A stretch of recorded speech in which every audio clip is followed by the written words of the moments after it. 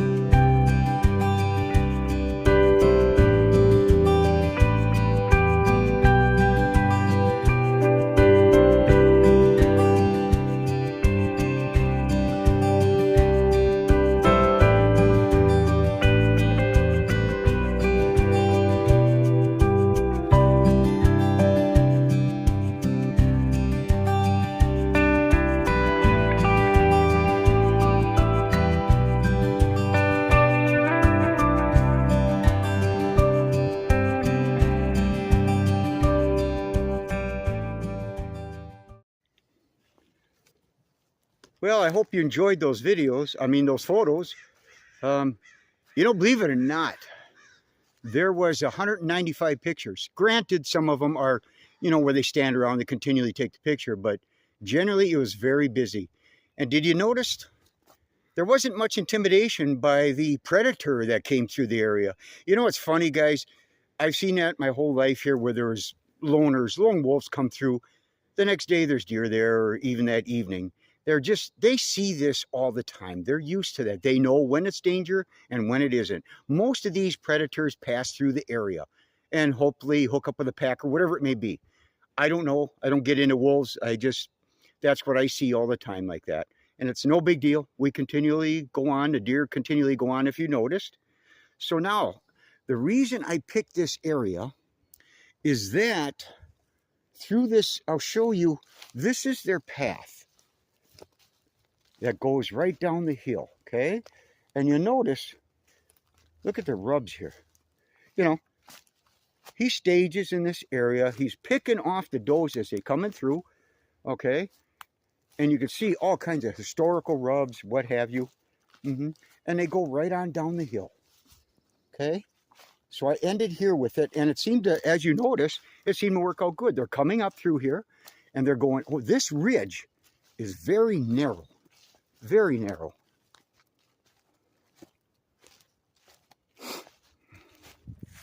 Now I'll show you what I mean. This is the entire width.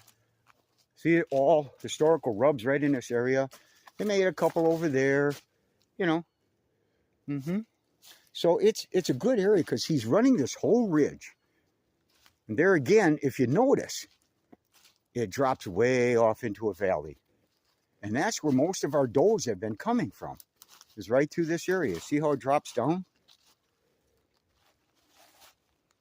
See? Drops right off the ridge. And what he's doing, if you can see how that goes down? Big valley. And they come up through there, and they come up through this top. Some reason, it's a shortcut for them, it seems like. And then they go right on through and down the other side. So it's a very narrow ridge up here. It's really different. But you have to adapt to each area accordingly. And that's what we're doing. Now see here, you could see this is, I picture this one as his trail. It seems like he's, now in the last video there again in February, I showed you different rubs along the way. He roams around all up on top of this ridge itself. But here is the trail you see as it goes down. He's heading down that area, and eventually he ends up in the swamp itself. See what I mean?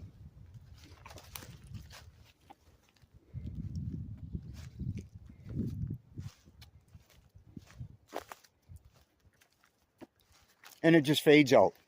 He runs the edge, he comes up on top. Now look at right here. See?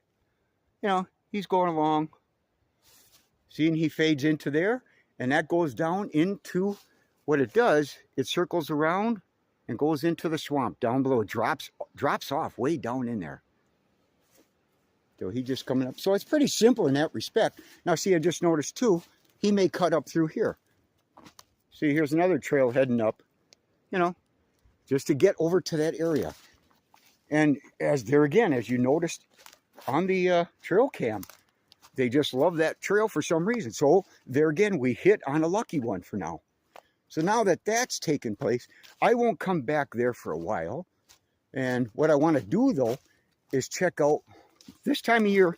If I need to break some branches or whatever it may be, I do it now. I get it done. That's my month of May. If I see an area that has, you know, very good prospects in that regards, then I will clean this out and get it done. I don't do much to it, just break a few branches where I have to sit down on the ground. And that's what we're going to do. Now see, look at how thick this is here. Now here's that trail again, going to my licking branch. So all of these nice little pines, boy, I can snuggle right in there. But I have to get them going. Like this is basically a east-west kind of direction. We're heading west right now. So he's coming from the south. Okay? And he's coming up in here. And when they turn here, okay, they're going north and south, east and west, obviously. So I need, and this is the end of it. This ridge starts getting very narrow at the end over here. So my point is, I have to get in this area because they may be all through there just staging, watching, and I need then a south wind because there again, that's south over there.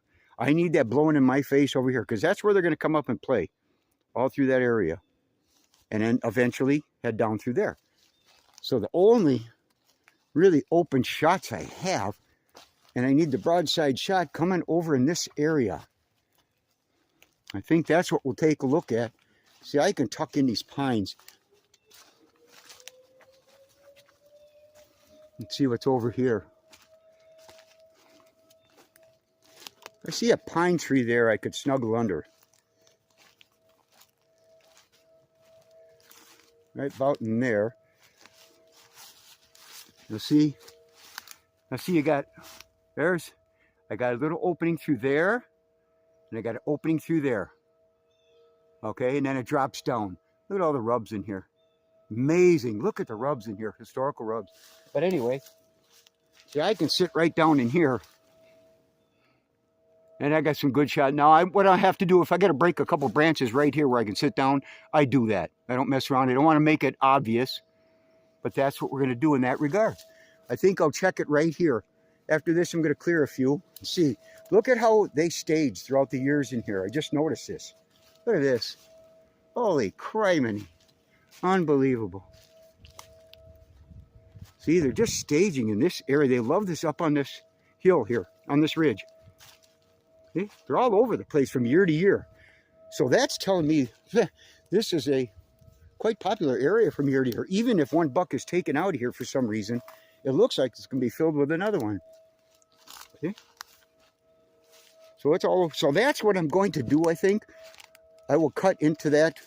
Let's see. Right under that tree. Right under that.